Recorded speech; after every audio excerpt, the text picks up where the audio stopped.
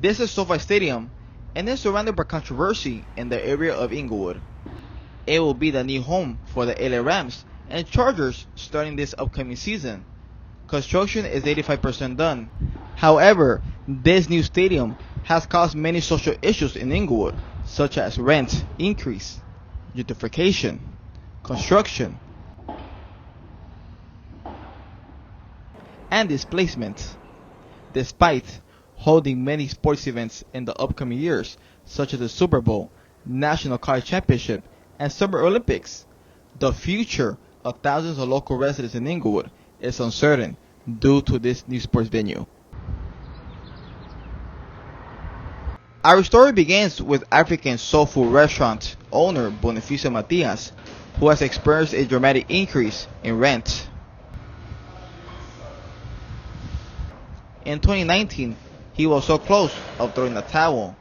He works hard every single day to sustain his business. Although Mateo feels that his restaurant has been impacted with the construction of SoFi Stadium. I would say yes. It affected us negatively because it's like immediately they heard that the stadium was coming up and they saw the construction coming up. The rents here, they just skyrocket. I think in my own case moved like 25 to 30% up.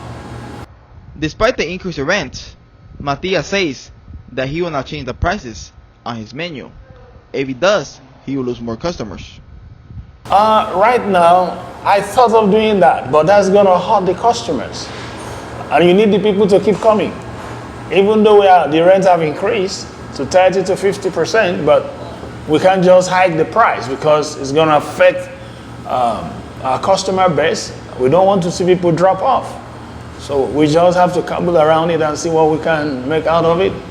Oh, traffic's the worst. Construction's the worst. I wake up every morning dreading traffic, not knowing what street I'm gonna take just to catch the freeway, not knowing how long it's gonna take me. There's always one lane open. I don't know when I wake up in the morning, I'm not sure what lane that's gonna be. So I have to wake up every morning and take my chance of risking of being late. Even parking has affected construction. Construction has affected parking in a way that one morning, one side of the street is going to be fixed, and then the next day, the other side is going to be fixed. So not knowing even where to park the next day or the night when I come from work is the worst. I have to plan ahead just because of the construction, and sometimes they don't even let us know that construction is going to be happening. And I think that's one of the worst feelings when I wake up in the morning. They don't really announce where they're going to work at, how long they're going to work at. So construction in Inglewood has been the worst, and I think this is the worst I've ever seen it. Ocean Kerr is the executive director of the Inglewood Tenants Union Organization. Ocean is not happy with rent control, gentrification, or displacement. He blames Mayor James Butts and the other members of his cabinet for permitting so many social problems in Inglewood. I think Mayor Butts have shown throughout history that I've attended many council meetings. A lot of people I know have attended council meetings, and it really was a fight to even get the bogus rent control that we currently have now, which sunsets in 5 years, right? So even that argument of giving us crumbs is kind of what Butts does. So he likes to appease whoever he appeases, but I don't think until recently he even slightly cared, and I still don't think he slightly cares what the community thinks. He cares what his higher ups think of him, right? So the whole council definitely doesn't care about that, because if they cared, they would have done this a while back without any community members coming to the meetings to try to make sure that we're not kicked out, which we're still trying to do, right? We're still trying to fight back, and we are fighting back in many ways. Costs and not pass those costs on the ratepayers that has been done for years at a time.